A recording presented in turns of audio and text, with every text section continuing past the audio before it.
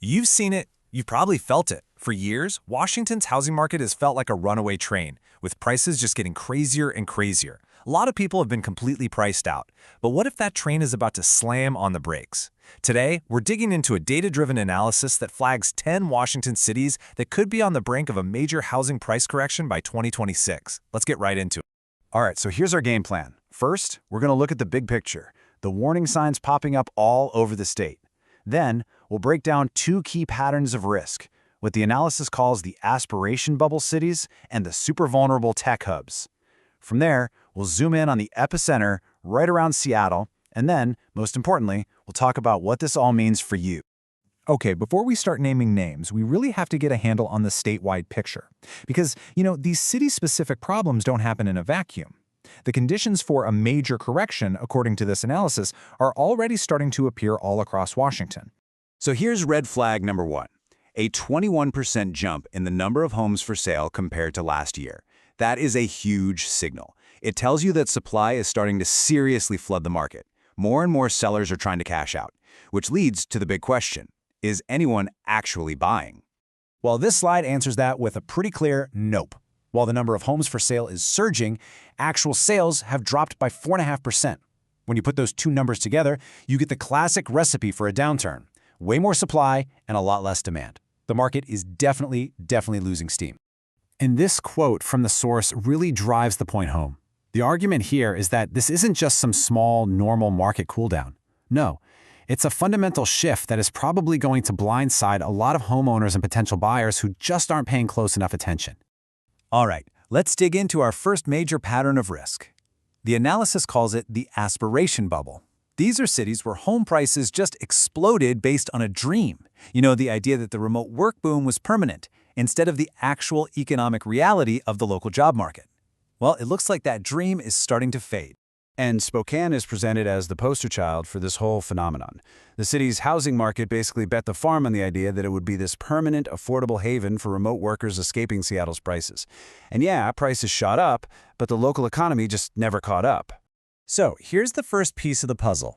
A median home price of $425,000.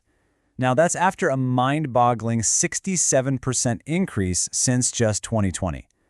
By itself, it's just a number. But when you put it next to what people actually earn there, the whole picture just snaps into focus. And it is not pretty. The typical household in Spokane makes about $62,000 a year. A $425,000 home, at today's interest rates, means a monthly payment around $3,200. Think about that. After taxes, that leaves the average family with what? Maybe $1,000 for food, gas, childcare, everything. The math just doesn't work. It's not sustainable. Yeah, this quote from the source pretty much nails it. When housing eats up that much of a local salary, the market gets incredibly fragile. It becomes completely dependent on outside cash. And that's the very same cash that's now pulling back as big companies demand their employees come back to the office. Okay, so if Spokane's market is stretched thin, Bellingham's is described as being built on pure fantasy. I mean, we are talking about a median price of almost $670,000. And it's all built on the shaky foundation of, well, it's pretty here, and being a college town. And here's the fundamental problem. The local economy is almost all service-based. You've got the university, healthcare, and retail. There's no major high-wage industry there to support these kinds of prices. Then you add in climbing property taxes and even higher insurance costs because of landslide risk, and you've got a market that is under some serious pressure. So, from bubbles built on lifestyle dreams, we're going to pivot to our second major pattern of risk, the over-leveraged tech hubs. We're talking about cities that went all in, betting everything on a single industry, becoming dangerously dependent on the idea that the tech boom would just go on forever. Well, that era seems to be ending. The source makes this incredibly powerful comparison to really frame the risk. It says, Redmond has Microsoft, sure, and Detroit had General Motors. Wow.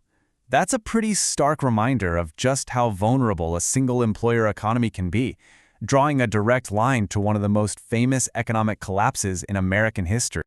And the data suggests this isn't just a theory about Redmond's future, it's already happening. Median sale prices are already down over 6% from last year. Homes are just sitting there for almost a month, and that 40% vacancy rate in new luxury condos, that is a massive, flashing red light. It screams that there's a glut of supply built for high-paid tech workers who just aren't showing up anymore. And then we have Kirkland, where the median price is an absolutely staggering $1.3 million. The analysis really points out the absurdity of this, asking for seven-figure prices for homes that are literally at risk of winter flooding, all while Google is downsizing its campus right there, and small businesses are closing up shop because of insane commercial rents. The lifestyle they're selling is starting to look a lot different from the reality on the ground. So all of this, it brings us right to the epicenter of the whole issue, Seattle itself, and all the communities caught in its immediate orbit. These are the places where prices flew the highest, and according to this analysis, they have the absolute furthest to fall. I mean, just look at Bainbridge Island.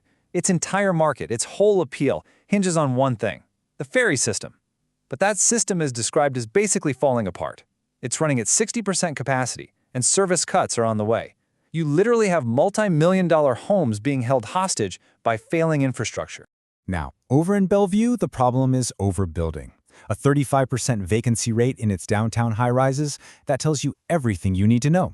It's the story of a city that bet it all on an endless river of Amazon workers. The shiny new buildings are there, but a huge chunk of the workforce they were built for isn't. And that leaves a glut of empty, very expensive apartments. And finally, we get to Seattle. The analysis calls out specific neighborhoods like Capitol Hill and Ballard, but honestly, the citywide numbers are what's truly alarming. 30,000 empty housing units. Downtown offices are still only half full.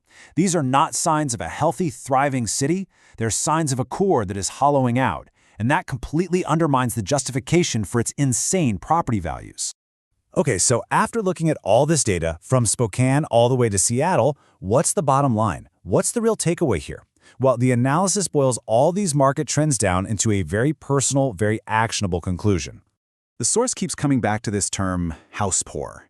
And it's such a powerful idea because it really gets to the heart of the risk, especially for anyone who bought at the absolute peak between 2021 and 2022.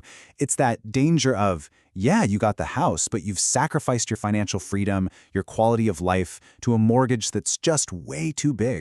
And that leads us to the ultimate conclusion of this whole analysis. Based on the mountain of inventory, the falling sales, and the shaky economic fundamentals in these specific cities, the advice given is blunt, it is direct, and it is unambiguous. If you are thinking about buying in these markets, just wait. So this explainer lays out a really compelling, data-packed case for a pretty significant market correction on the horizon. It argues that from the remote work fantasy in Spokane to the tech-fueled frenzy in Bellevue, the foundations are just a lot shakier than most people think. And it leaves us with the one big question we should all be thinking about. Based on all this evidence, which one of these dominoes is going to be the first to fall?